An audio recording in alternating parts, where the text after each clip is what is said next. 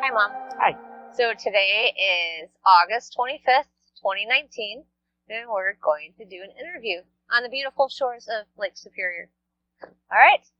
All right. All right. So, what year were you born? July 20th, 1945. Okay. Do you remember what day of the week it was? Any idea? Well, you probably don't remember, but I think it might have you been told? It might have been a Sunday. Okay. Did your parents tell you anything about the day you were born? Do you have any? No, I don't have a clue. Okay. And where were you born? Leona, Wisconsin, Right. in a hospital there, a little itty-bitty hospital that isn't there any longer. Okay. And do you know why you were given your first and middle name that you have? Well, my full name was Juanita Dorothy Miriam Frances Raschig. That's a long name. Well, they were going to name me Penny, but at the time, the Lutheran Church frowned on that as a name, and they wanted to stay within their religion, so Okay. they named me all that and called me Penny. They named you all that and called you Penny. My birth certificate has all of that on it. And was there any reasoning for all the different names? Like They named me after all my aunts. all the different aunts. So you actually had an aunt named Dorothy, Marion, and Frances? Well, I think that maybe the Dorothy was after my mother. After Mom. Yeah. Okay. But All there right. was a Miriam, let's see, Juanita Dorothy, after my mom. I don't know where the Juanita came from.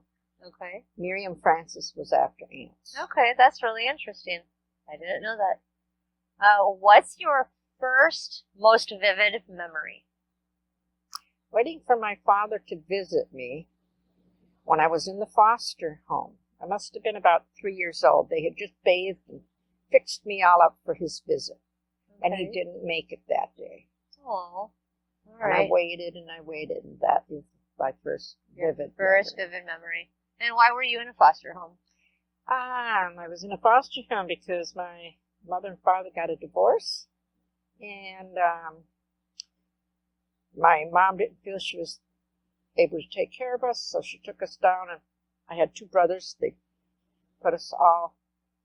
tried to put us in an orphanage, but we had a parent, which was my father, so they put me in a foster home, and my grandmother took the two boys, Okay. my two brothers. All right. But at some point, you were reunited. You went back home, right? Went back home after my dad remarried, and his wife, new wife-to-be, insisted that the entire family would be put together, not just, he was going to just take the boys, Okay. my brothers, and she insisted she wouldn't marry him unless he took me to him.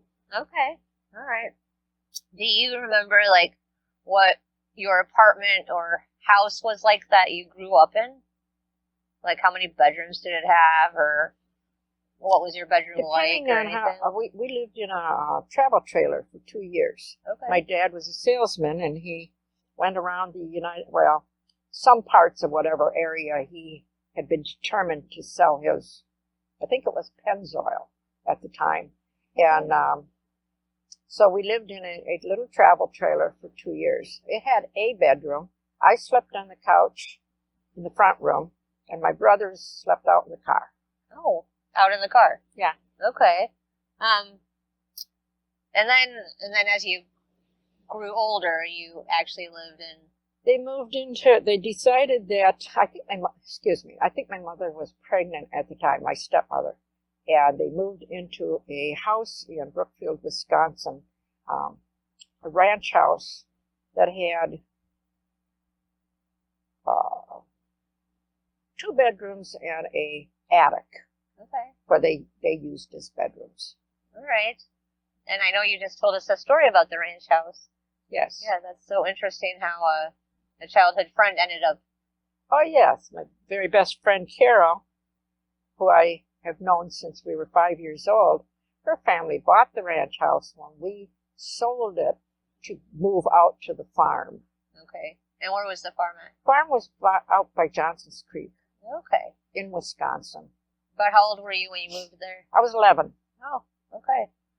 So can you tell me about your parents, like where they were born or when, and any memories you have of them?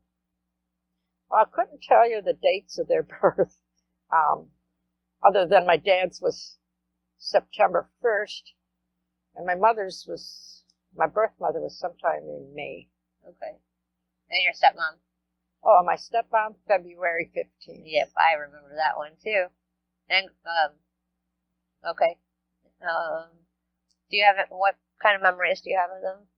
Anything specific? I have memories of when we traveled in the travel trailer to begin with. I remember a little friend of mine that was across the way. They were in a trailer too. She got ran over by the milk truck and had a broken leg, and I couldn't play with her anymore. Oh my gosh. That was sad. Yeah. I might have been 4, maybe 3, I don't know. But the other thing I can remember is that we saw quite a few sights. And when we traveled, I was allowed to be in the front seat between my mother and father. I liked that a lot. Yeah. But they would teach me the alphabet. I at one time knew all the states in the United States and all the capitals and all the state birds and all the flowers. All the state birds and the flowers. Yep, Now, I knew those all are that unique. when I was called before. That is Don't know them interesting. anymore? I don't know them either. Who was more strict, your mother or your father? I think my stepmother was, because Dad was gone a lot, and she had to kind of keep control of the family. Okay. Do you have any memory of, like, something you were disciplined for? Like, Yes, I do. I was told not to go over the fence. And we were traveling in the travel trailer at the time, and I was told, don't go over the fence. Well, my brothers went over the fence. So I followed them. I knew I wasn't supposed to, but I did. And I got my pants caught on the fence. And I tore my pants. And my punishment was to lay me over my mother's lap and show my brothers that tear in my pants. oh my gosh. That really affected me, I tell you. I was so embarrassed. Oh my gosh. That's Well, Did your parents have a good marriage? I think they did. I couldn't say about the much later years when they were older, but I think they had a good marriage. Okay. They were pretty cohesive on how to raise us. They didn't contradict each other or anything in our presence. So Okay. How did your family earn money? my dad was always a salesman. My mother was always home. She was a stay-at-home mom, and he was a salesman. Okay. Like what? So I know Well, you it was mentioned Pennzoil when Pennzoil. we traveled, and then I don't know if he did Pennzoil when we were at Ranch Road, but he bought a health food store on North Avenue in Milwaukee. Well, he bought a store, and he made it into a health food store. They got very interested in health foods and all those things when my mom lost the baby. Okay. All right. You know, I don't know if I asked you what were their names? Oh, Ralph and Dee. Ralph, Delia. Dee. Delia. Okay. Let's see. What kind of things did your family spend money on? Very little. Very little. They They were very frugal. I mean, later on when we were in high school, my dad bought his own toys, so to speak. He bought a new travel trailer, a tractor. We needed that for the farm. He would get a new car about every couple years. Okay. Very, very frugal on clothing or treats or going anywhere as far as to the movies or something. But they took us on trips. Okay. So big on trips. How many brothers and sisters do you have? I had 2 brothers and a half-sister. Okay. The 2 brothers were by my dad and my birth mother, and the half-sister was by my birth mother and her husband, who she later married. Okay. And do you, what were their names and where were they born? If you know. Okay, just a second here. Ronald was the oldest. He was 4 years older than I. And Arthur was 2 years older than I. And I believe they were born in Milwaukee. Okay. And they've both passed away, right? Yeah, they both passed away now. Okay. Let's see. What memories do you have of each of them when you were growing up? Oh, my brother Arthur, he always paid a lot of attention to me when I was real little. I was, I think, quite spoiled by him until I was 5. And that was, my baby brother by Dee and Ralph was born about maybe 10 days before my birthday, my 5th birthday. And I didn't get to see the baby. I guess Arthur did, and Ronnie. Arthur had heard the baby cry. And when the baby died, we weren't told. There was nothing told to us. We just knew that the baby was gone. Okay. And my brother Arthur decided at that point, as he said, hey, he says, I'm not going to love on babies anymore. I'm not going to pay any attention to any babies anymore, because he says, if they cry, they get rid of them. And he stuck to that all his life, even with his own children. That's so sad. It was a traumatizing time in our family. I think if they'd explained it, we would have all understood more. But we didn't understand. We just knew that the whole family was traumatized. My brother Ronnie, he tried to kill himself jumping off a slide. Well, he didn't know. He was only, maybe 9. Oh, my gosh. Arthur had that attitude about, and, of course, Dee was very traumatized. She ended up having a nervous breakdown and ended up in the hospital for a period of time. My Grandpa Jones, her father, came and took care of us. We all loved him. He was quite a sweetie. Okay. Wow. That would have been really hard. It was. And that's when Arthur kind of stopped. He stopped playing with me, period. That was so it. sad. I didn't exist to him anymore. Did you have grandparents? And tell me a little bit about them. I have grandparents. I don't remember Grandma and Grandpa Peepcorn, which was Dorothy's parents. And Dorothy very your birth well. mom. I only remember how tall Grandpa Peepcorn was. He was a very tall man. Of course, I was a little girl. But he also had the top hat on, too, so he was quite imposing. I don't remember Grandma Peepcorn much. Okay. My father's parents, on the other hand, we saw every week on Friday. That was the day that we always would go over to their house and visit. Okay. And that's the great grandma that I remember from when I was little. Penny Raschig. Penny Raschig. Okay. All right. Let's see. Did you have any pets growing up? Yeah. We got a dog once. We named him Snoopy, of course. And we just loved that it was a little Cocker Spaniel. Aww. But it wasn't very well behaved. And they didn't do much training other than to scold it or whatever. And it always went down to our neighbors and ripped her sheets off the clothesline. Ripped her sheets off the clothesline? She was not a happy lady. Not at all. And about the 3rd time the little dog did that, they got rid of the little dog. Oh. Okay. And that was your only pet then, pretty much? We had one when we were on the farm.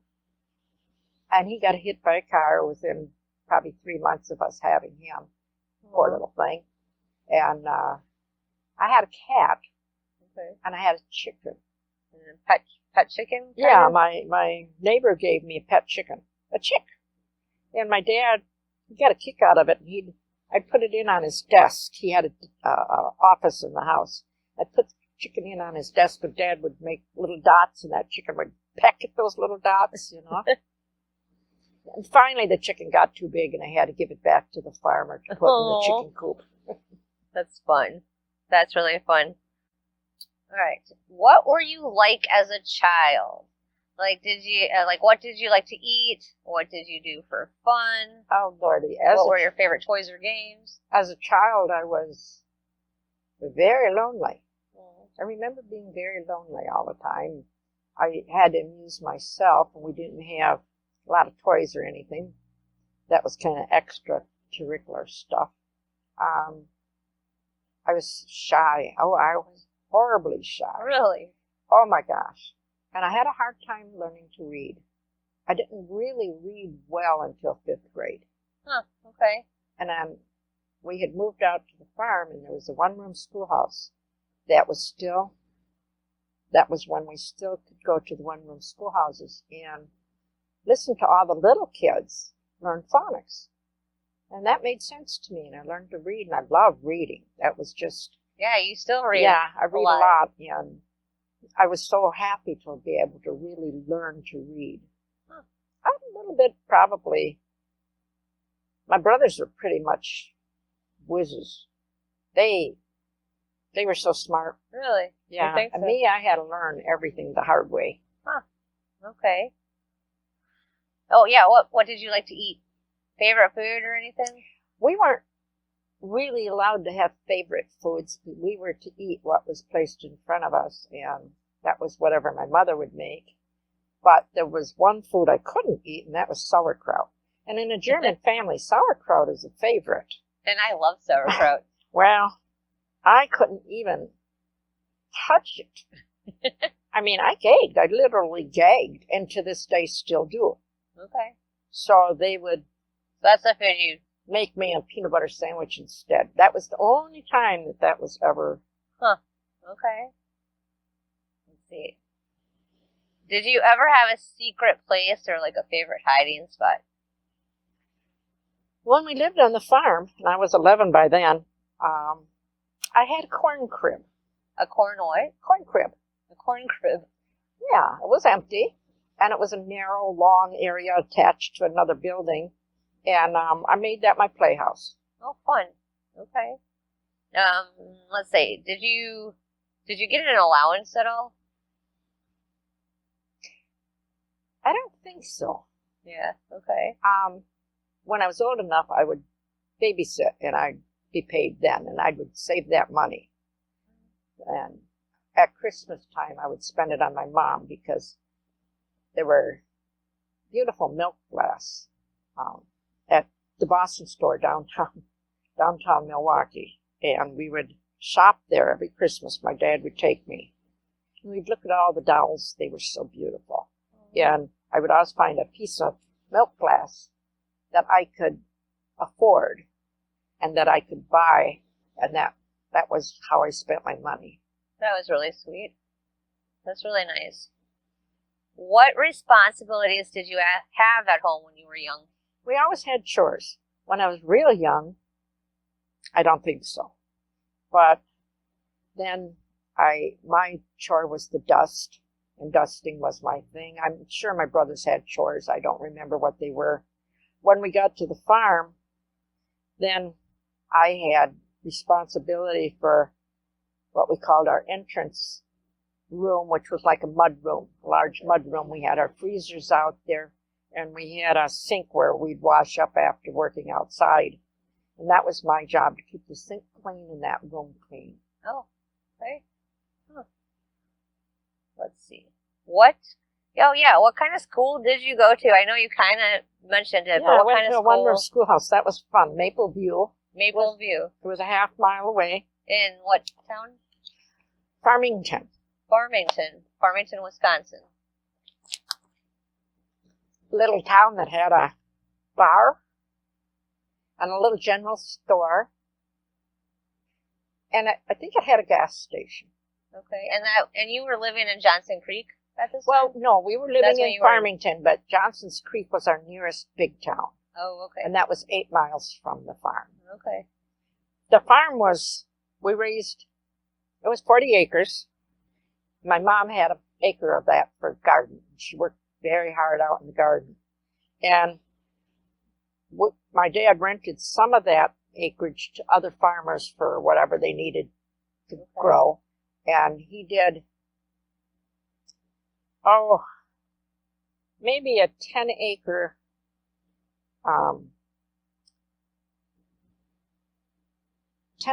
of carrots. Of carrots. Carrots. We raised organic carrots. And that's before organic became really, really popular.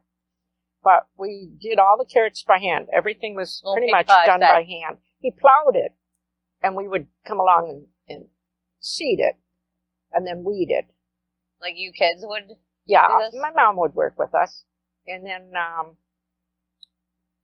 when they were large enough, then he would come through with the plow again. That would uproot them, the carrots, and we would pull them and put them in the trailer, the farm. And he stored them in a shed, kept it cool, and then we shipped them out. Wow. That would have been a lot of work. It was a lot of work. Yeah. We were working out there in October yet, and it was getting pretty cold. I can remember that. Yeah. My brothers hated it. I would have hated it. Oh, they hated that. I didn't mind because I was so glad to be in a house and in a family that whatever they told me to do, I did. Okay. I never questioned. Huh.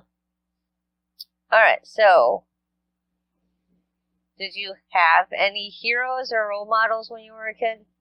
I think my mom Delia was my role model. I loved my dad dearly. And maybe for men, that's what I might have, been influenced by. Didn't do me a whole lot of good because I picked the wrong guys. But nonetheless, I think they might have been.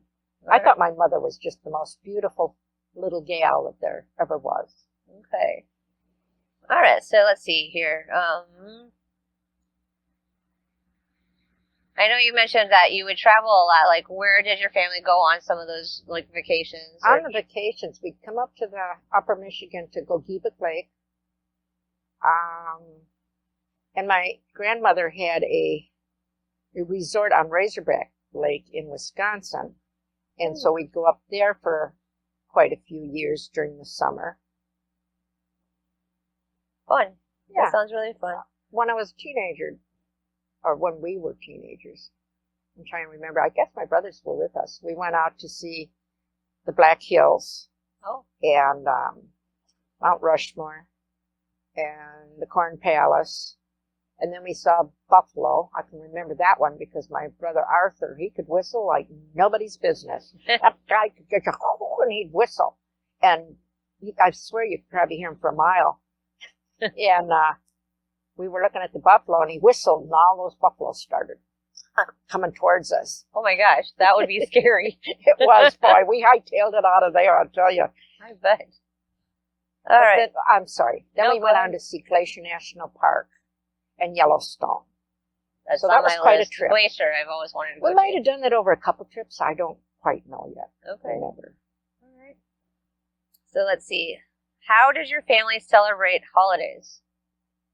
Or did you celebrate holidays? Yes, we did because of my grandmother, because she liked having a holiday dinner. So Easter, we'd go over for dinner. Thanksgiving, I think Dee, when we lived at Ranch Road, or even at the farm, did fix Thanksgiving dinner. Christmases were very,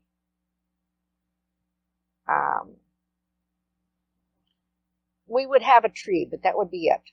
Okay. And it was not much attention paid to decorating the tree or anything. It was sort of a lonely time. Okay. Oh, I can add to that Christmas thing. Yeah. We were allowed, and I think maybe at the time we thought it was pretty puny, but you have to think back in the 50s, we could pick out a $10 gift that we wanted. We'd tell our dad, and then at Christmas, that's what we would get.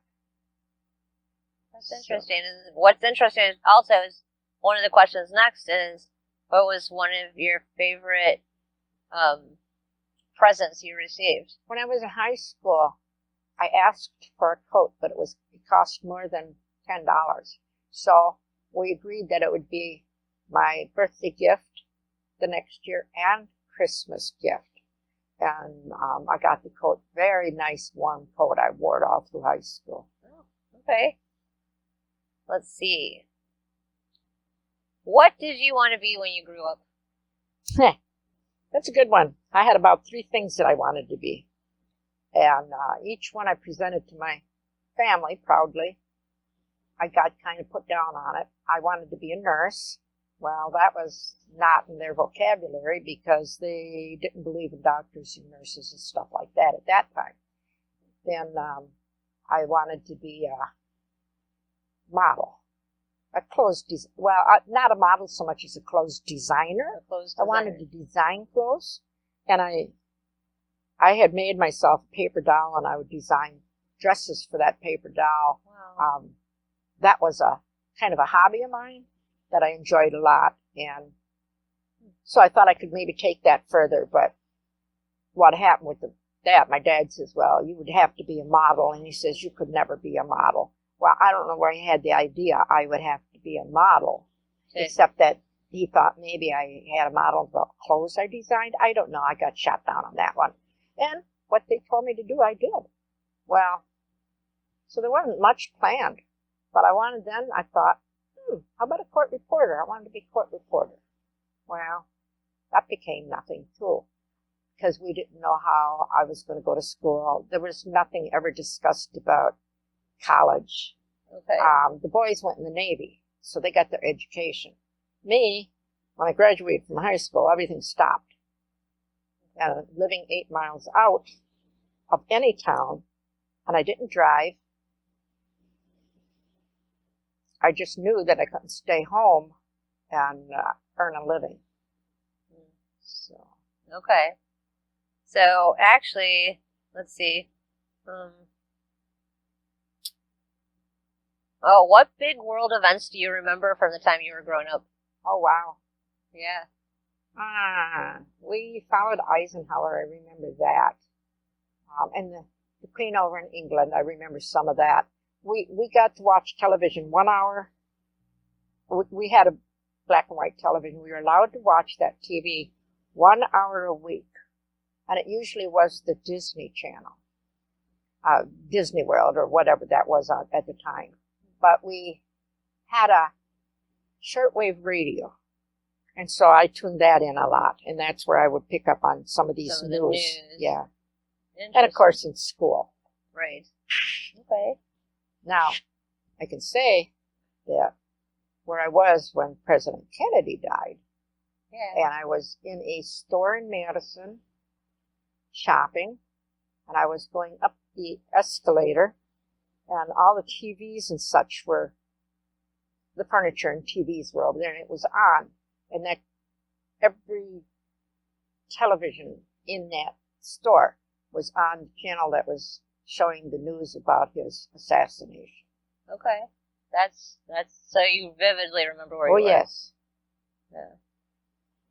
What do you think, what inventions do you remember the most? I thought it was pretty neat when my dad flew in the 50s. I thought that was because I think commercial flights hadn't been going too long before that. And he was having to fly I can remember him flying to Texas. And each time he would go, he would bring back a little something. And I still have the pins. He would bring me back little pins, brooches. So I still have them. Some of those. Oh, yes. Oh, how neat. That's really neat. What do you think is different about growing up today from when you were growing up? Oh, my. Like everything? Yeah, like everything. I look back and think, well, what would I don't think we would have had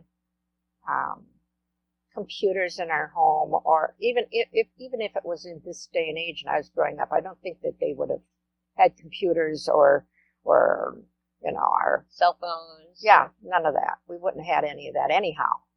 Of course, at school we would have learned about those things, but yeah. So just a lot, right? Right. So, when did you learn how to drive, and oh my, who taught you? Well, my dad tried to teach me, and apparently I got too close. He would always sit there in the car with his arm out the window. We were never allowed to do that, but oh yeah, he had his arm, I can remember, out the window. And I came too close to this row of mailboxes. I must have scared him pretty bad. Never took me out again. I didn't learn to drive until I met your father. Okay. And he and I were dating, and he had a car. And so he taught me to drive, and I must have been 19 at the time then. All right. Do you remember what your first car was like? My first car? Yeah. Mine. Yeah. No. No. Imagine it. Oh, I think it was a station wagon, because we had your kids, and we would put a playpen in the back of the station wagon and put your babies in there when they were little. What was your graduation from high school like? Very, very quiet. The only person that came to my graduation was my grandmother. My brothers had already been in the Navy and were gone at that time, and so we went to my graduation. My dad was supposed to be filming it. Oh, he had this new camera. He was so tickled. He was supposed to be filming it, but he never took the lens off the camera. So obviously there were no pictures of my graduation. Oh my gosh. But then Grandma came over and we had a nice dinner. All right.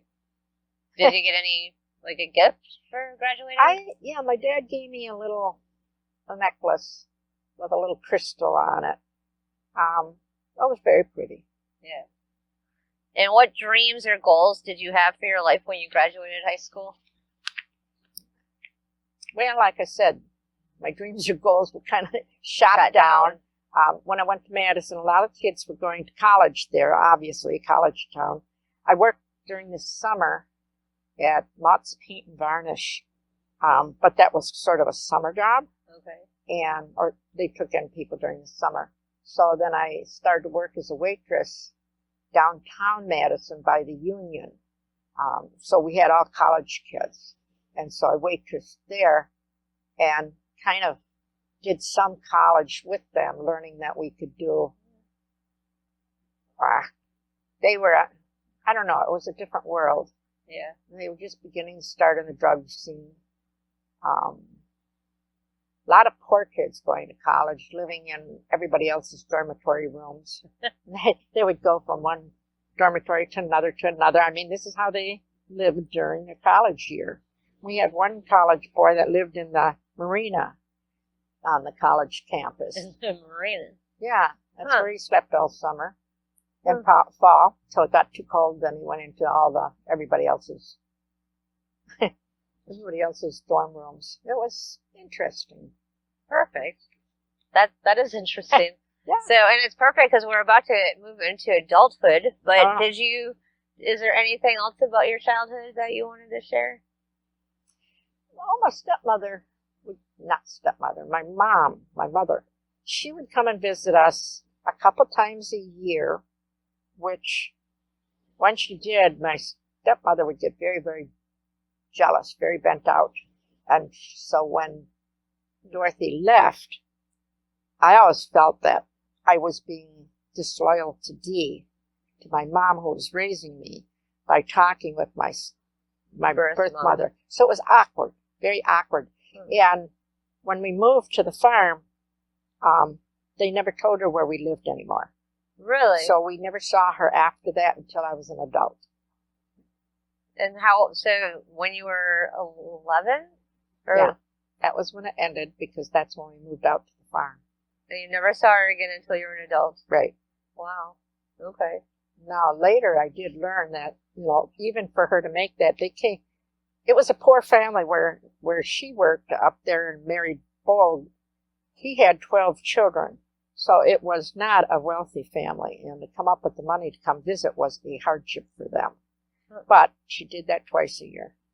Until you moved and she didn't know, and she didn't know where you were. No. Okay. All right. So, adulthood. All right.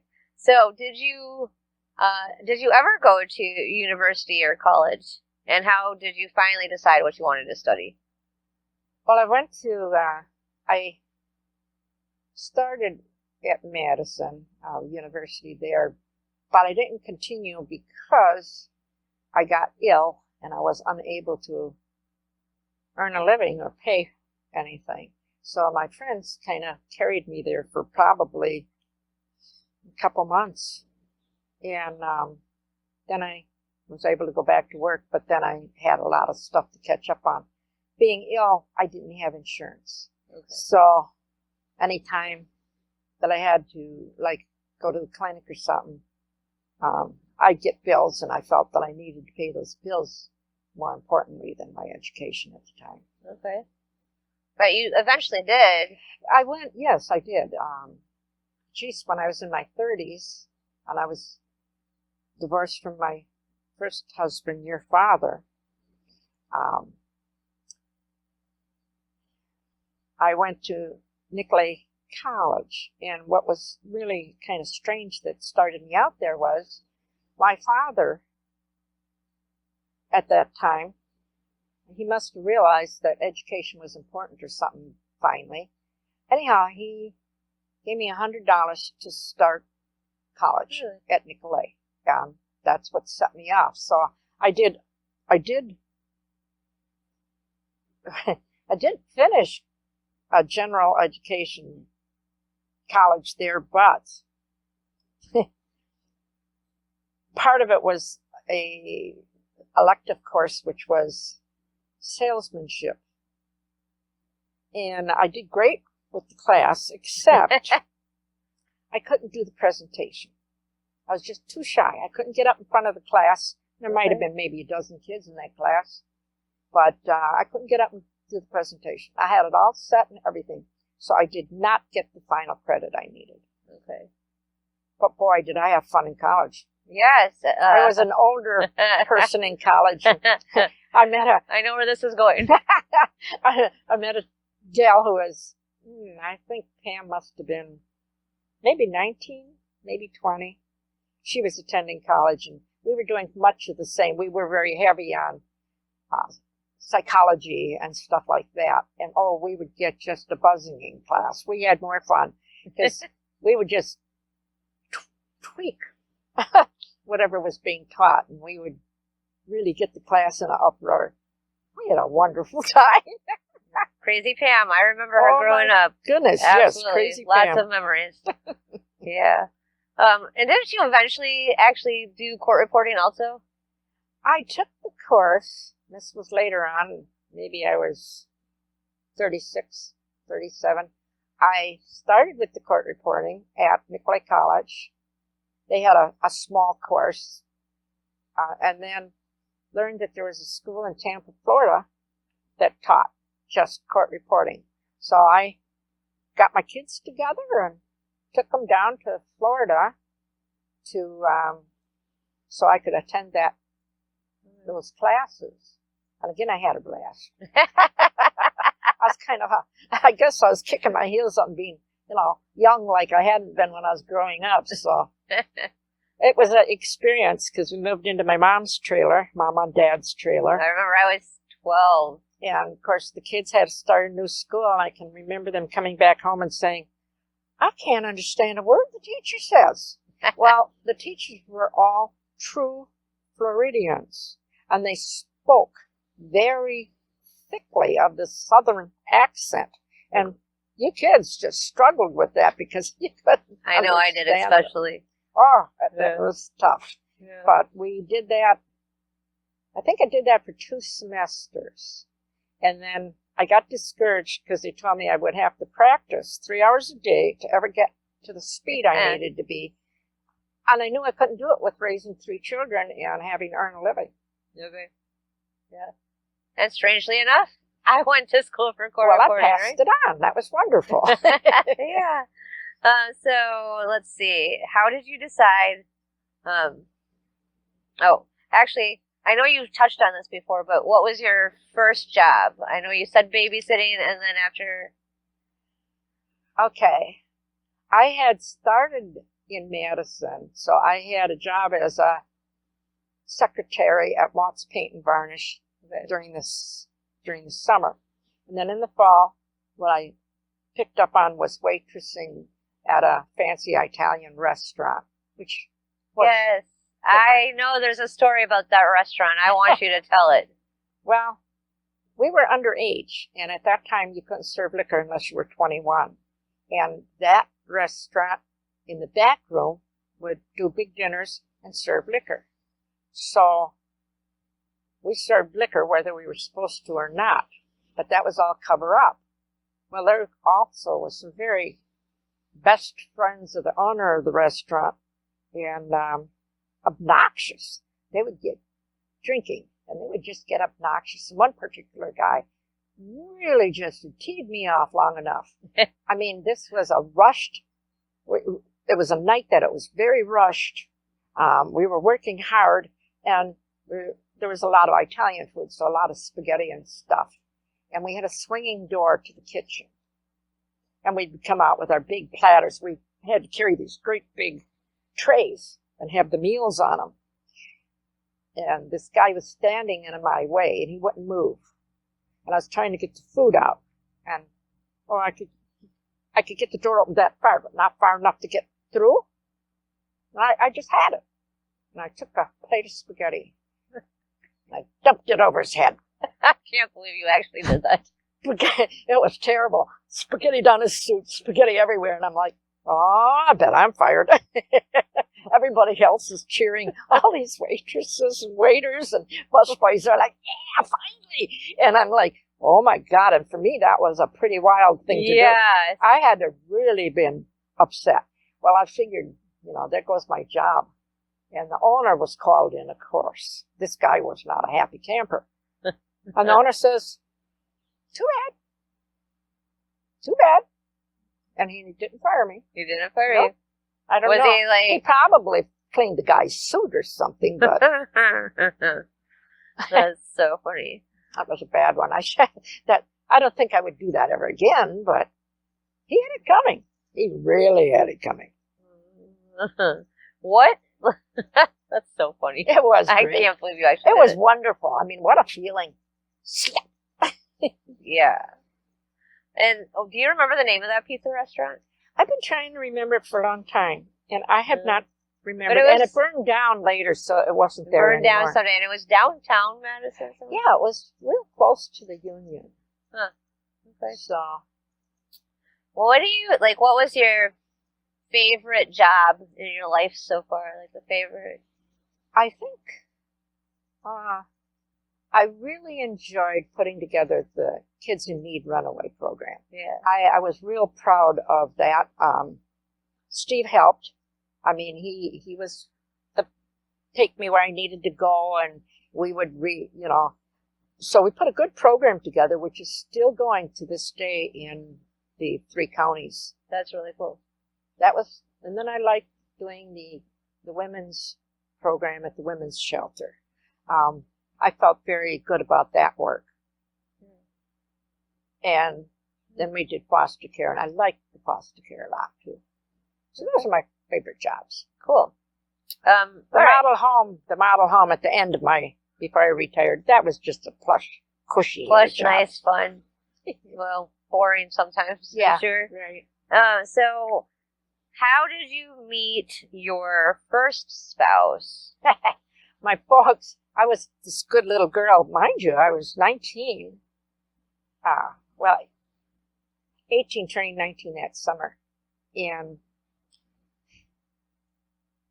the folks went away for 2 weeks. And I was walking down to it was called a farm store. You could get milk and you could get everything else. I worked at that time at the drugstore on the corner. Huh. But I was bored and lonely, so I was going out for a walk after work. And I was walking along and met your dad. And he started talking. Oh, I know, there was a dog. And the dog ran out in the street. And he was across the street, your dad, and me. I was on the other side. And so we both ran out to save the dog. Aww. And so then we got talking, and that's how I met him. Really? And I told him, he asked me on a date. And I said, no, I can't go on a date until my folks are back. So we waited the 2 weeks, and he started courting me. He was very charismatic. Huh. I was very lonely. What did you like about him? He was really very, like I said, charismatic. He was a good-looking man. He was on my horizon at that time, the only guy. And truthfully, I probably would have broken it off, except that my mother liked him a lot too. So she'd invite him for dinner. I might have been broken up with him, but she'd invite him for dinner. So it went from there. Okay. Like how and when did you get engaged or married? We didn't get engaged. I was going to go to my girlfriend's Carol's graduation because she was a year behind me. And I was going to go to her graduation.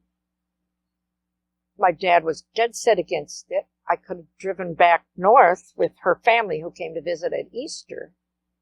Oh, no, couldn't do that. Couldn't be obliged to anybody. Nope, wasn't the thing to do. Well, a little hanky-panky went on in between there. And I knew that I needed to get out of there. So I got a plane ticket and I flew up to Milwaukee to stay with her for her graduation, and found out I was pregnant. It was not a good finding out. I was up in Razorback Lake with my grandmother at her resort, and we went to church every Sunday, and I fainted dead away in the church. Well, that raised a big hullabaloo, right? I didn't know why I fainted. Grandma didn't know why I fainted. My aunt figured it out. Oh, that was a family disgrace. A total family disgrace. So, my dad arranged for me to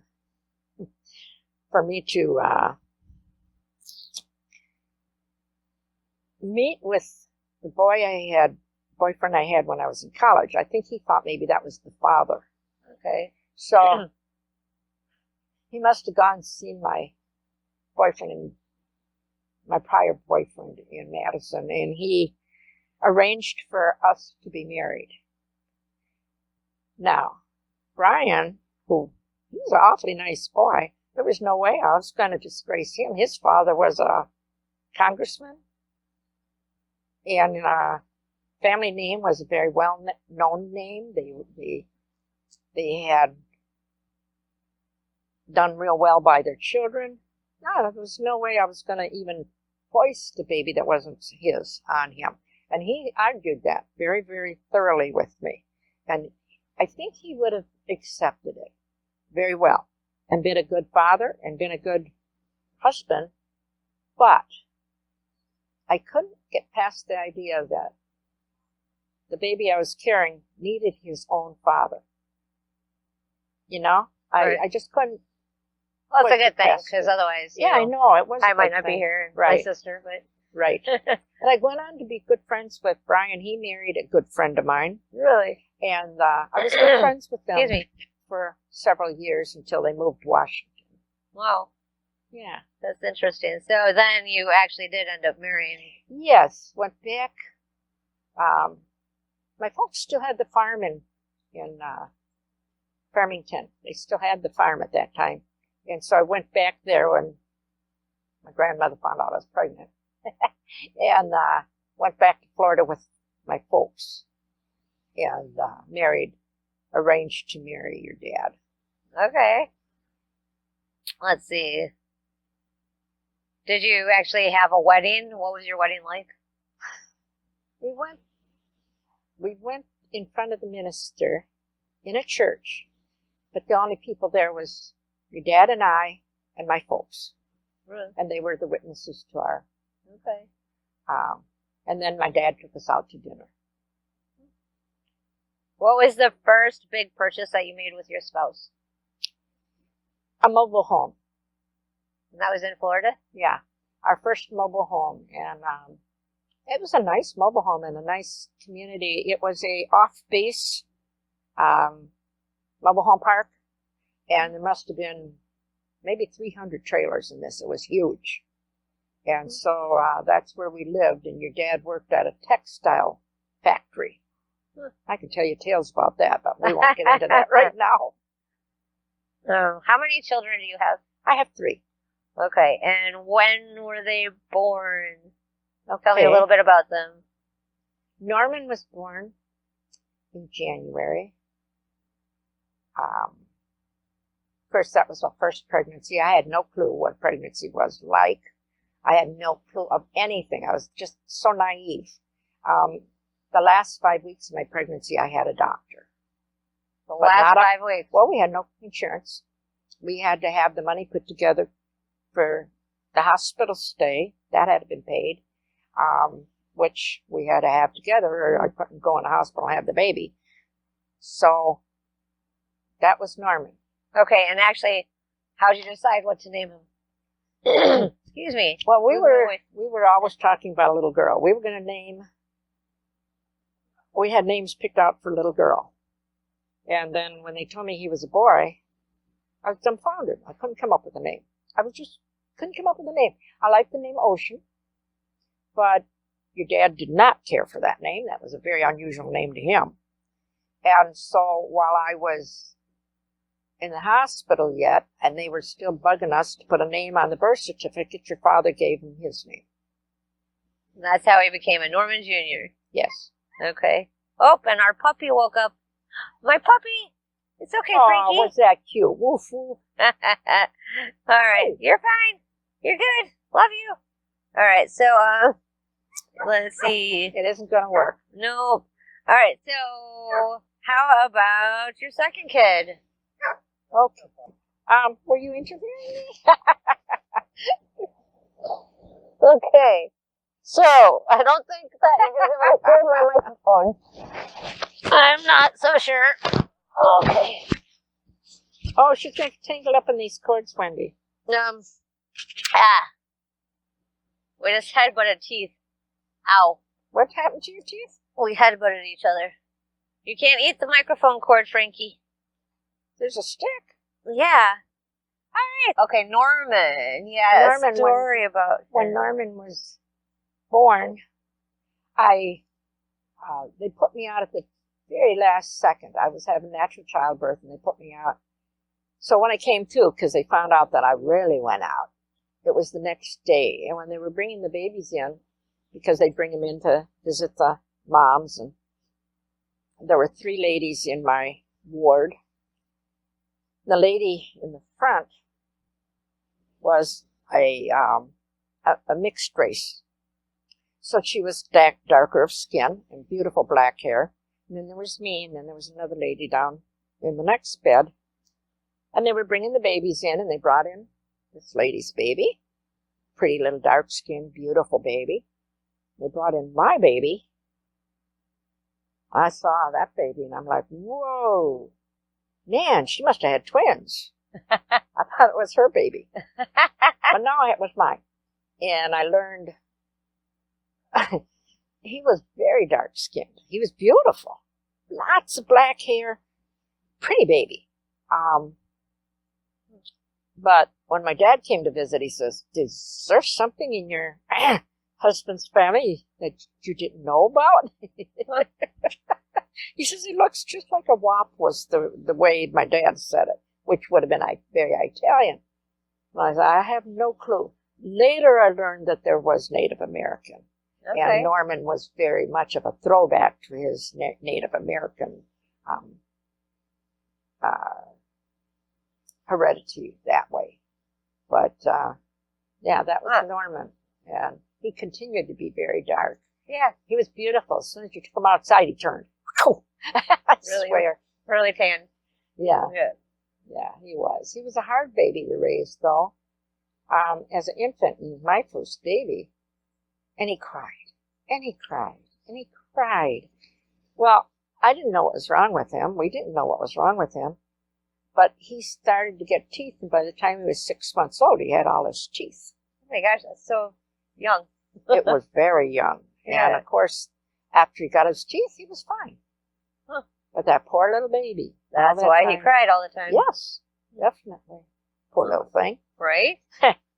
And then there was D. Along came D. Yeah. And D was, we were living then, we had brought Norman up to Milwaukee, and we settled in Milwaukee. So he was born in Florida? He was born in Florida. Okay. Tampa, Florida. And we came up to Milwaukee with him and settled in Milwaukee and found a nice place out in Wauwatosa. Real nice neighbors. It was kind of a cul-de-sac. There was a factory down at the end of the street. And I was pregnant with Deanna. which she was very much expected, and, it was a good time. So when she was born, the summer before she was born in August, in that June, she was born in August, in that June, they were having race riots in Milwaukee, and to terrible extent. They were tipping cars over. They were setting cars on fire.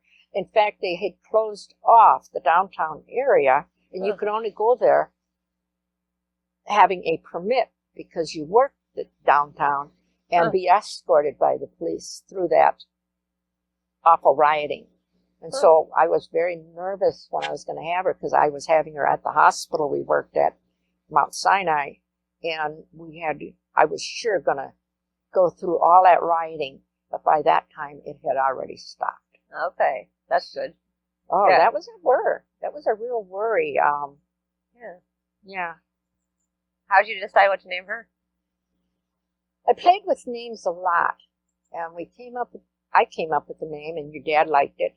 Deanna being after Delia, my stepmother.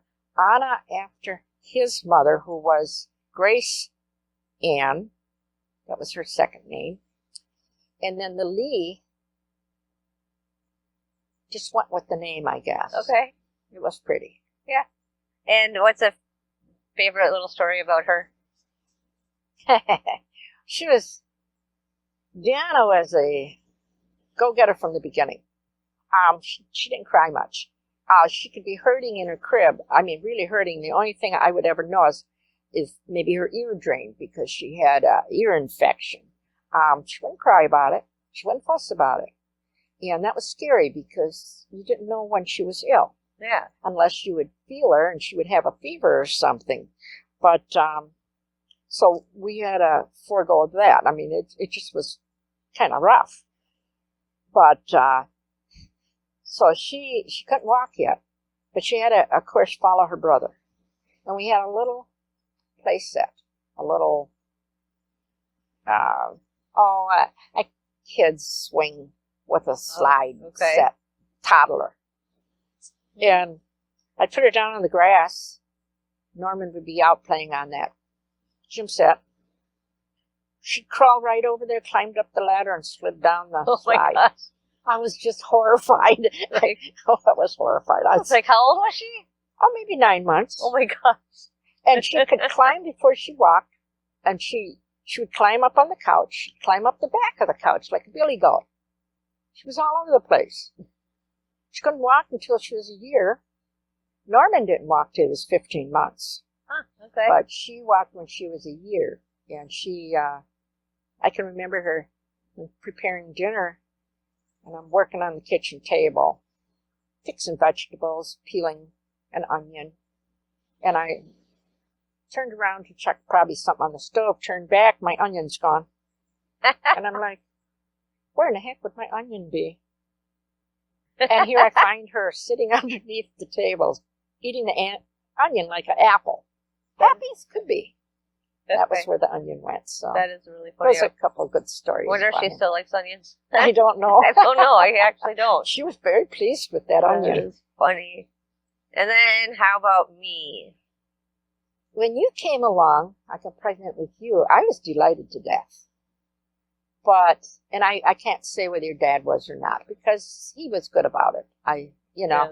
But my folks were horrified that I was having a third child. Why did I need it? I had a boy and a girl already. What did I need? And birth control was so spotty back then, they didn't realize how difficult that was. So here I was pregnant with you. And you were situated in my womb in a very different position than most babies. So I was huge, just huge. And I thought I was having Siamese twins because I'd have a lump here, lump here, lump here, and lump here. And I knew that, babies kicked and rolled around, and I was sort of used to that. But not like you sat in there and we found out you were in there in the lotus position. Of course, we didn't have x-rays and stuff that they did back then. We didn't do ultrasounds. None of that had been commonplace yet. So And you were a breech birth because couldn't be born. Your legs were locked in the lotus position. And that was a very difficult birth. I mean, we almost lost you and almost lost me at the same time. It was very difficult. But here I am. Here you are. Here you are. It was wonderful. And how'd you come up with my name? I liked Peter Pan. And so Wendy was a favorite name of mine. And Lynn was I wanted each child then to have a second name. So if they didn't like their first name, they could go by their second name, their middle name. So I thought Lynn went real nice with Wendy. But I was going to put it all together, Wendelin. But I guess at that point your dad didn't care for that then. Okay. And a story about me? Oh, there's lots of stories about you. You could roll over when you were in the hospital. You would roll over in your bassinet, which babies don't usually do that till they're about 4 months old. But you could roll front to back, back to front.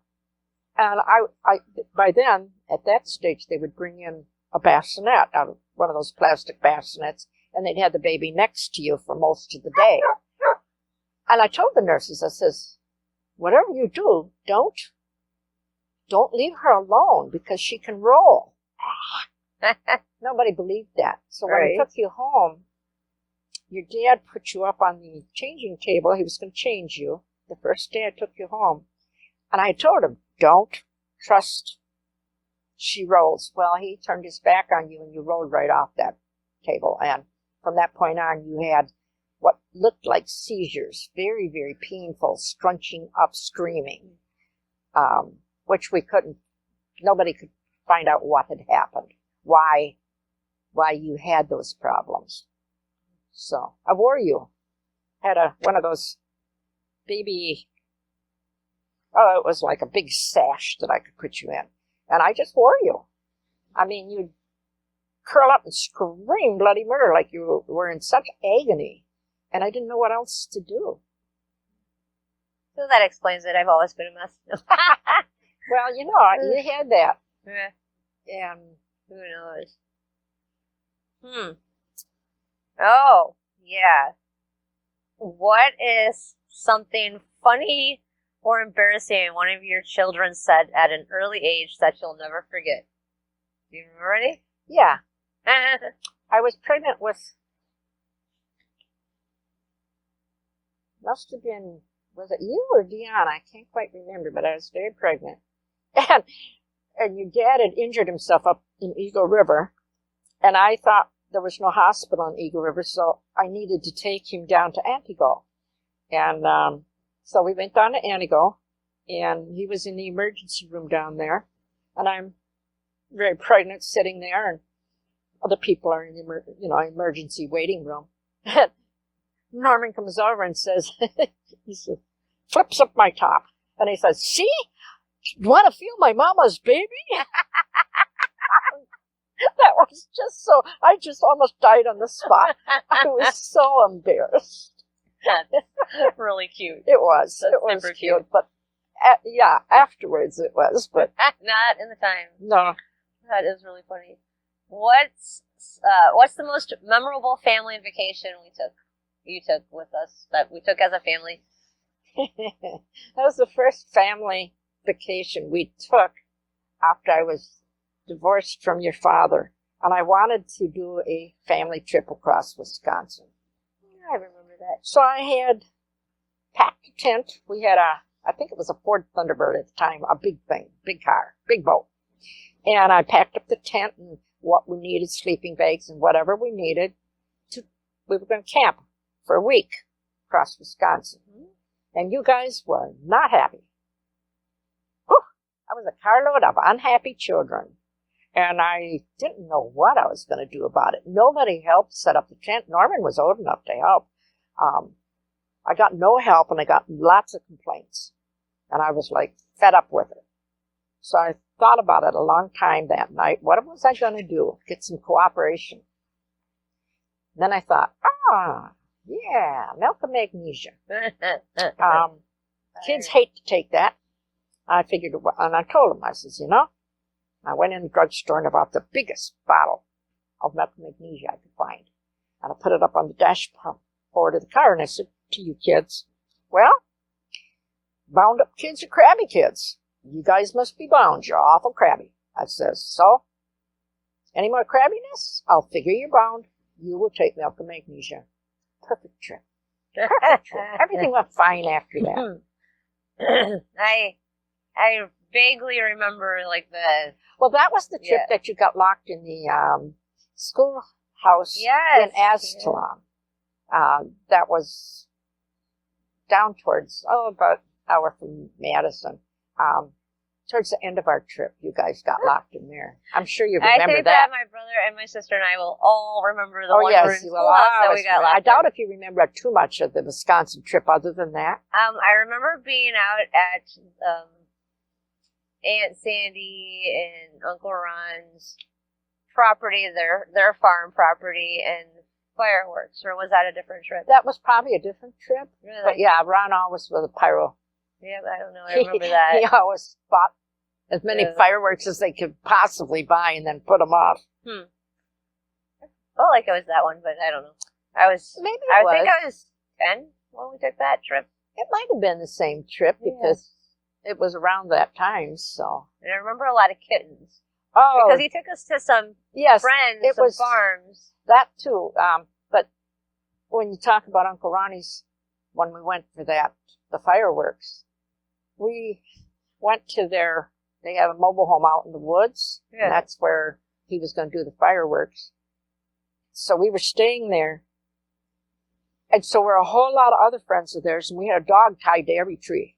Everybody brought a dog, and we had a dog tied to every tree. Now, we had a great time. Yeah. We really did. Yeah. What do you remember about holiday celebrations? And is there one holiday memory that stands out for you? Like, I don't know. Holidays became, I was obsessed with them. Because I guess we didn't celebrate much when I was growing up, and I thought that was too bad, and I wanted my kids to experience that better and different. So I'd get obsessed with them. And we would celebrate Easter. We'd do everything Eastery that we could. Or Halloween. There would always be a big party and a Halloween get-together. And Christmas, I would just go nuts over. Yeah. I remember some very special holidays. That's for sure. Okay, how did you feel about raising your children? And what was the best part and the hardest part? How did I feel about raising my children? Yeah. I loved it. Yeah. I loved it. I think the hardest part was particularly with Norman, because I wore you, so you were always close to me. But when I was raising Norman, we were following Dr. Feingold. There was a book on raising babies, and you were supposed to do this and this and this. And, of course, I followed everything the book said, which meant you were supposed to set your baby in the crib and let him cry it out. Or when you put him in the playpen, you were not supposed to take him out of the playpen. He had to have his time in the playpen. And it was so hard to do because I so much wanted to just cuddle him and play with him. And I mean, he was my new best friend. And that was with Deanna. And of course, I was a little more lenient with Deanna. And then when you came along, all the rules went to hell. I think that's how it goes for most parents. I think so. Right? I think so. Yeah. What makes you proud of your children? They make me very proud, every last one of them. Gianna became a teacher, and she wears many hats. I was real proud of her for putting herself through college. Norman, he was very talented artistically, a very gentle man. I think the thing that amazed me the most was how he had gotten a job and he had worked hard and he did earn a house or get a house and things like that. With you, I was proud you went to school. You had a struggle in the beginning at college, staying in college, having any money to live on. by that time I had Steve in my life, and he'd say, "You got to be a little tough. You got to let her learn." And your dad would send you money to attend classes, and you still weren't quite in that place. And it was a tough time for you, but I was really proud when you came through it, and you started to get yourself educated, and that you have made such a wonderful career. Yeah. Right. So, do you, by chance, like this is identity, do you know the meaning of your family name? Or any stories about the origins of your family name? I wished I knew more about the Sando name. It was an unusual name. It wasn't everywhere. If there was a Sando, it was a direct relative. Okay. And later on found out that the most famous relative they had was Strongman. He was a strongman, considered a strongman, and was very well known for his physique and for all of that. So, what about Raschig? Didn't know much about Raschig. Raschig was German.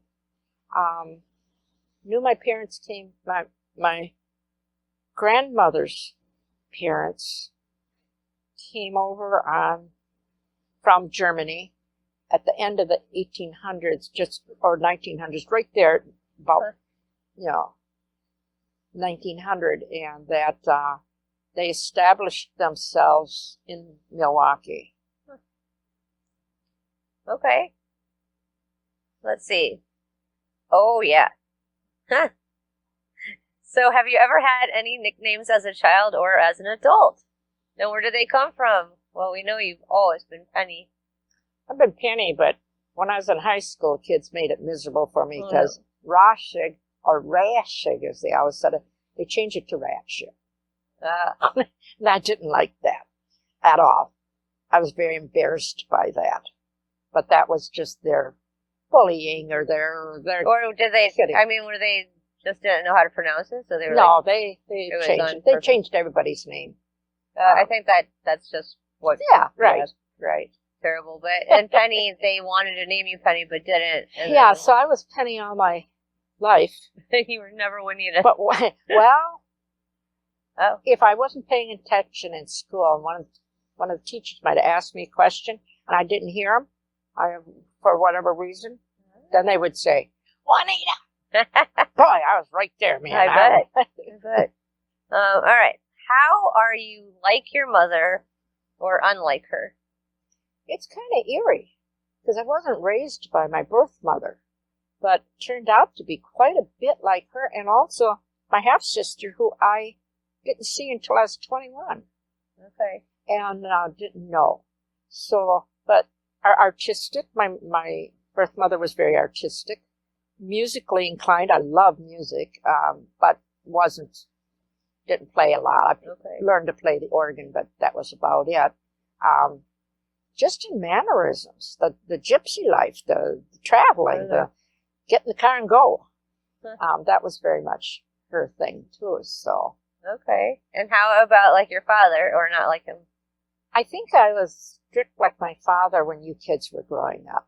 Yeah. My dad was very strict, and that was assumed to be the right way to be. And so I took that strictness and put it into my family. Huh. And how about like or unlike the mother that raised you?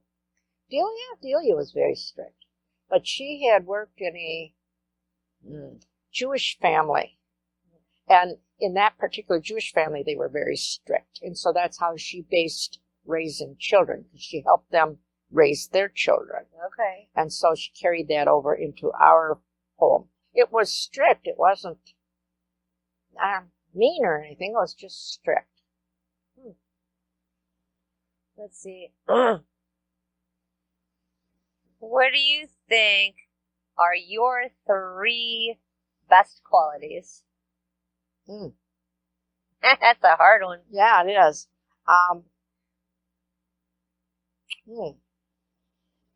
Let's come back to that one. Okay. Let's see. Which do you think you have the most of? Talent, intelligence, education, or persistence? Persistence. Yeah. And how has it helped you in your life? I'm not so sure it has. I think you might call it stubbornness, but I know it was persistence. Okay. I would, no matter what the situation, if it was something I was thrust into or that I would just stay till the last dog was hung, as the saying would go. Okay. I didn't know how to stop. All right. Do you have any special sayings or expressions? Anything that you like? Gee, I don't know. Where are they? Let's see. Nothing you could think of offhand? My granddaughter would say, "You say, oh, Jesus a lot, Grandma." That's funny. Do you have a favorite book?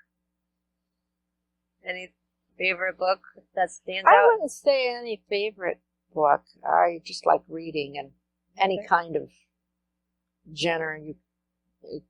Just like reading a lot. What about any favorite movies? Oh, I really did. War of the Roses was a great one. Oh my gosh. I liked that one because it was, because it was about a divorce and it was funny.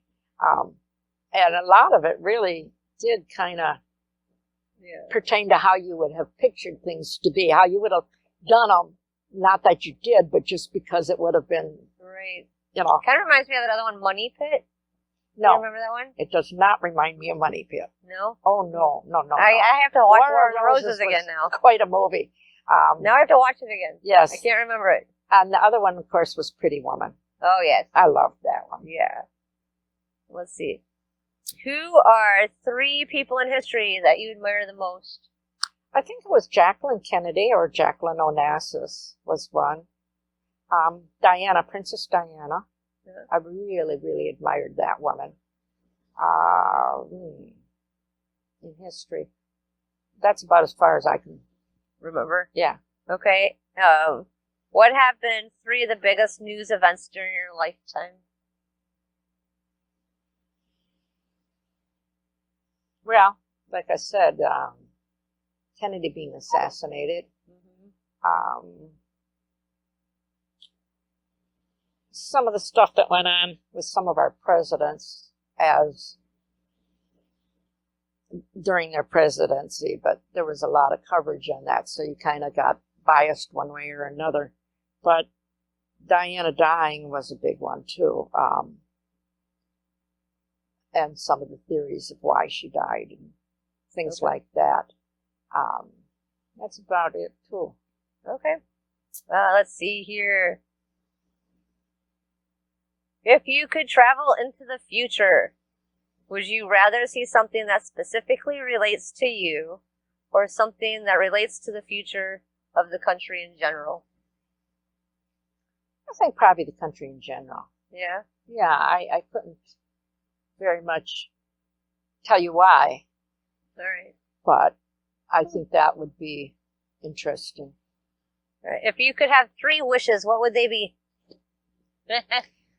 That Norman, my son, would be steady in his relationships and in his life. That you and Dan would be enjoying, as you are, your lives without any interruptions. And that my daughter Deanna would find real peace, maybe in or maybe not in her marriage, but that those grandkids would grow up and be good. Oh, cool. All right. What's the highest honor or award that you've ever received?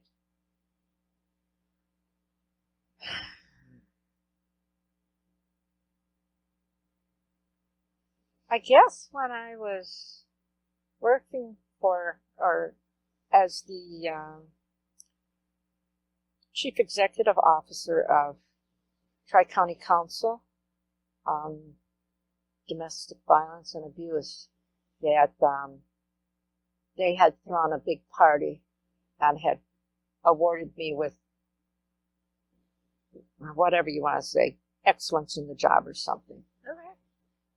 What's the best compliment you've ever received? I always would get really pleased when people would compliment my children. because I thought that said that I was raising them right. What kinds of things bring you pleasure now?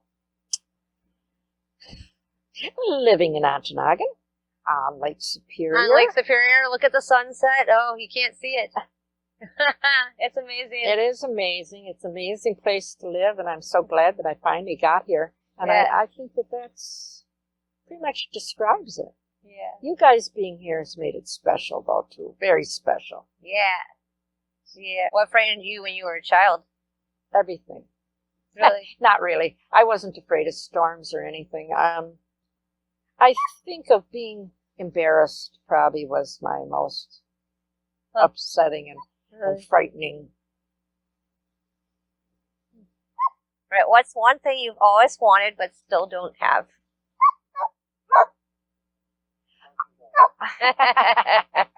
I guess a motor coach to travel the United States. Okay. So you kind of would have really loved to do that, and we're doing that. Yes. That's fun. And it's nice to live vicariously through you guys, because I just think it's wonderful. That's really fun. All right. Do you feel differently about yourself now from how you felt when you were younger? Oh, very much so. I'm very self-confident now, and I don't get embarrassed, and I don't get shy about things. I'm just very out there. Awesome. That's good. Yeah, right. It's called growing up. Right. What do you think has stayed the same about you throughout life? And what do you think has changed? I was always serious, and I think I still am serious in a way. And what has changed? I can see lighter side of things now. I was always very intense, and now I'm not. I don't get intense like that. I can see that, it's just a moment, and I try to live moment by moment at this point. Very cool. So do you have any hobbies or special interests? Oh, yeah. Presently. Yeah. Well, my hobbies are reading and sitting on the beach. Love that. Interests? I think just general knowledge. I just love reading or learning about different things. I admired my dad because he was such a perpetual student that he wanted to learn and learn and learn, and no matter how much he learned, he wanted to learn more. And I liked that about him, and I kind of feel the same. Fun. What's your typical day like now? Nowadays? Wonderfully quiet. Yeah. Not when you guys are here, but the fact that I'm retired and I can get up when I want to, although, however, I do have to get up to feed the dog and walk her out. But just being able to sleep in and figure my day moment by moment, however I want it to be. How have your dreams and goals changed throughout your life? Like I said, I was very, very intense, very serious person, and I really thought that everything had to be lined up or in order. Everything had to be. What do they call it? OCD? Yeah. Yeah, I was very much OCD, and I think I've lightened on that quite a bit, which is great because I think I drove everybody else nuts with it. Yeah. Look at the beautiful sun. It's gorgeous. That sunset amazing. is amazing. It is, isn't it? Yes. Let's see. There's some here that, I don't know. There's some ages we don't look forward to. What birthdays were you the least enthusiastic about, and why? I got to celebrating birthdays by giving myself a birthday party. That was in my 60s. I would come up with an idea for a birthday party. Like, one of them was to everybody that came, and I invited everybody I knew to bring a pair of socks for the homeless. Another time it was I wanted blankets, and that was another time for the homeless, and that's when Katrina happened. And we ended up with a whole truckload of sleeping bags, blankets, and stuff because a camp gave us all of theirs. Somebody who worked at the camp was coming to the party, and so we could really unload a truck for Katrina, which was great. Oh, that's really neat. But those were parties I gave myself. As far as parties that I was given, I was 9 years old, and that was the only birthday party that I had. They didn't celebrate parties big in my house.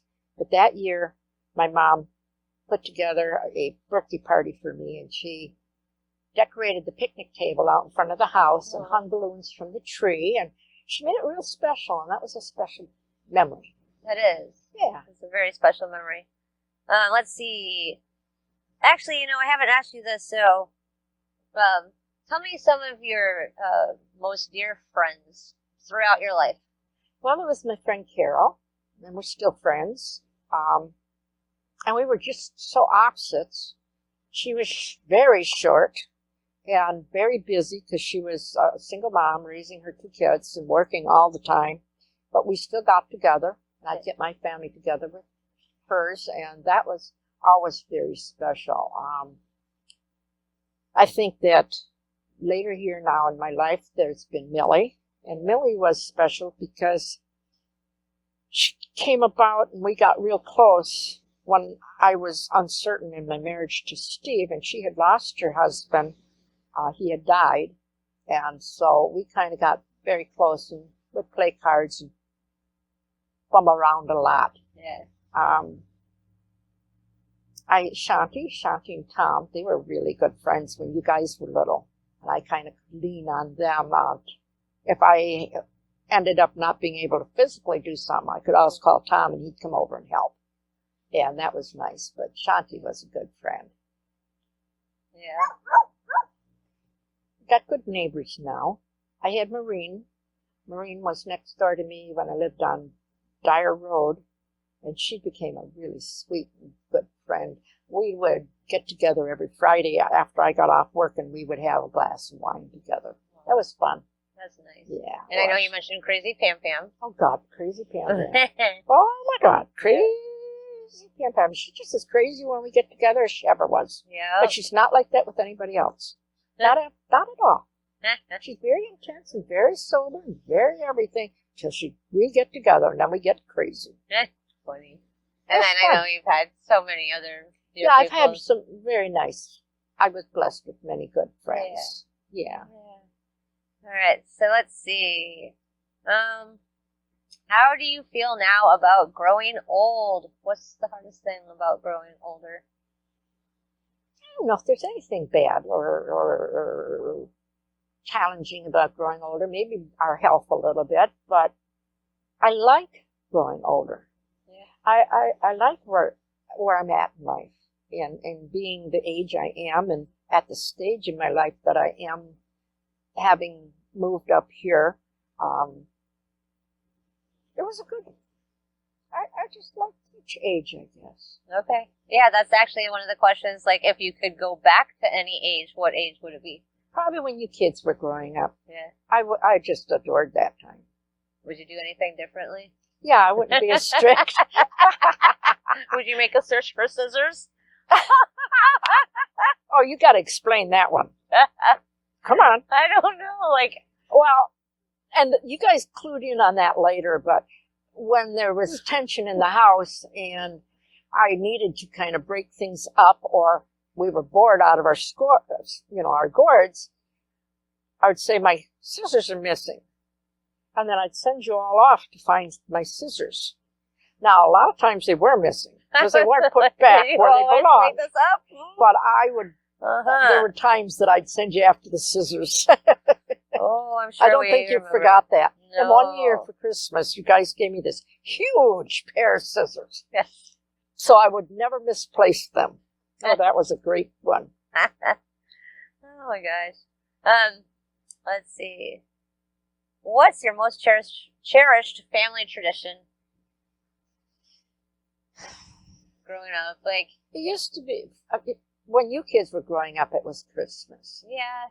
But we did Easter too. I mean, the holidays were very, very special. Yeah. And I tried to keep them going that way. Things changed when Deanna got married and had different viewpoints, and Kim and Sparrows had different viewpoints. Then the Christmas traditions fell apart, and I was very sad about that. But up to that point, it was fun. Yeah, I agree. Let's see. What's the most difficult thing that's ever happened to you? And how did you deal with it? Oh, there were quite a few difficult things. Divorcing was very difficult, particularly your father, because he was ill and wouldn't get any help. And he became a kind of a threat, physical threat, because of his illness. And so divorcing him was really, really difficult. Car accident, major one that we had, worrying about you and just trying to get through that particular time of the accident. Let's see. What have been the most influential experiences in your life? Look at the sun. One. It's gorgeous. It's a tough one to say. There's so many beautiful. different things that influence us during our lives. Even sometimes we don't realize that they have influenced us until we look back and it's like, oh, wow. So there's many different things. Right. Let's see. I think we're almost done. Oh, what do you know now that you wish you'd known when you were young?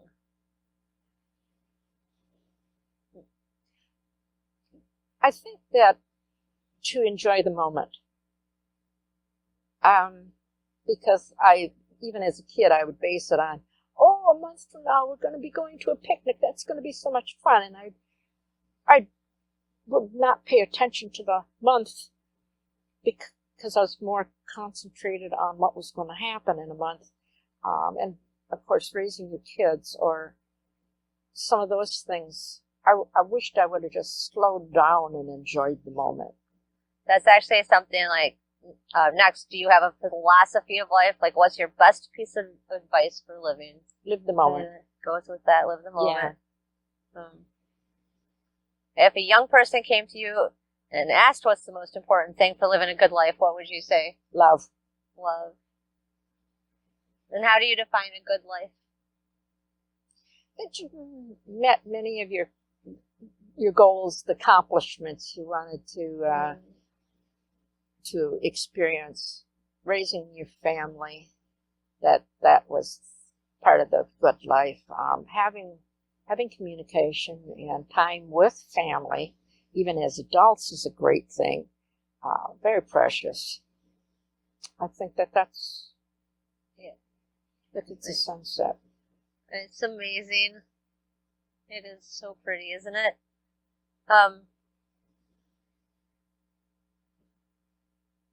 Let's see.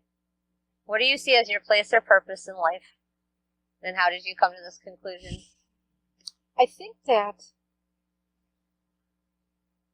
I had no idea that I could influence anybody's lives, but I think that I did manage that, like dealing with the kids who had run away and making sure that they had a safe place at night, or trying to work through the problems with the families and the reasons they ran away, or the foster kids who needed a place, an interim place to keep them hopefully safe and teach them a few skills, raising you kids, teaching you things that I thought were important. What would you like your children and grandchildren to remember about you? That at least Caitlin would remember me as being kind and interested in her. If you could write a message to each of your children and grandchildren and put it in a time capsule for them to read 20 years from now, what would you write to each?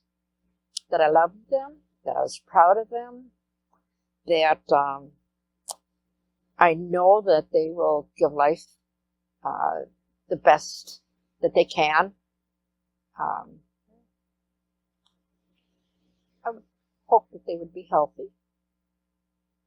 I guess that's it. All right.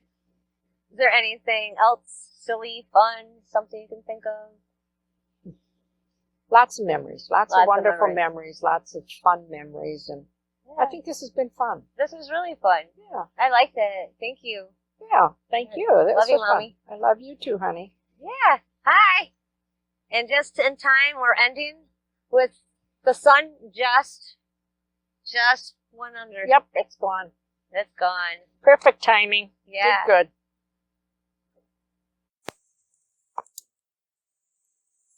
You were a very good girl. My goodness, I'm so proud of you.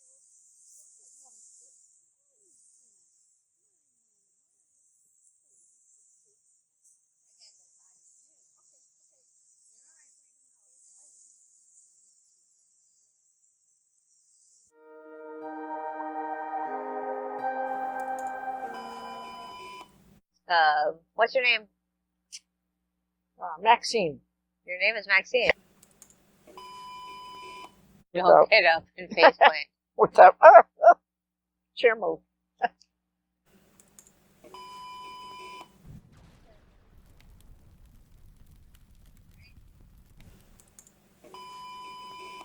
I'm Penny Raschig.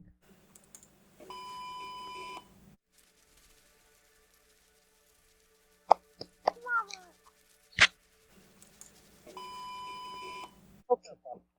Were you interviewing me?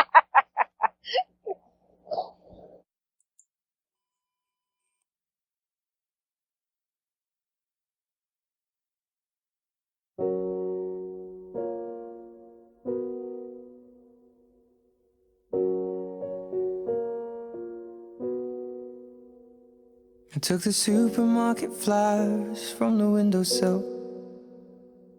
I threw the day old tea from the cup. Packed up the photo album Matthew had made. Memories of a life that's been loved. Took the get well soon cars and stuffed animals. Poured the old ginger beer down the sink.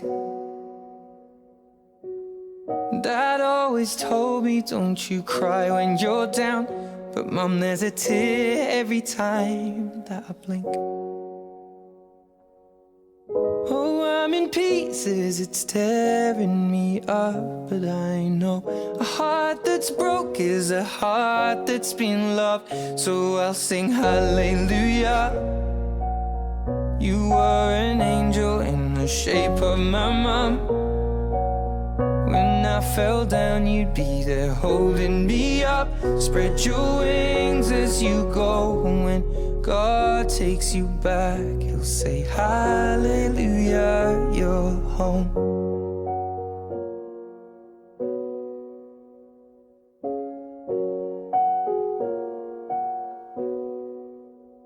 I fluffed the pillows, made the bed, stacked the chairs up. Folded your nightgowns neatly in a case. John said he'd drive, then put his hand on my cheek and wiped a tear from the side of my face. And I hope that I see the world as you did, 'cause I know a life with love is a life that's been lived. So I'll sing hallelujah. You were an angel in the shape of my mum. When I fell down, you'd be there holding me up. Spread your wings as you go. And when God takes you back, He'll say hallelujah, you're home.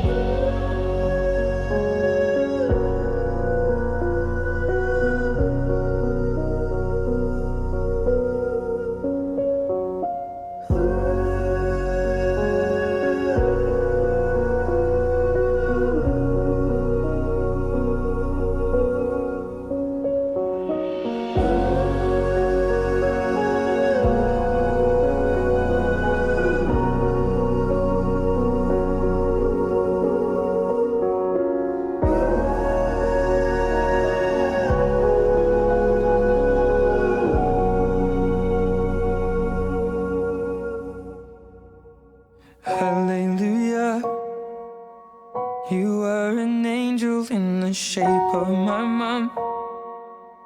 You got to see the person I have become. Spread your wings and I know that when God took you back, he said, hallelujah, you're home.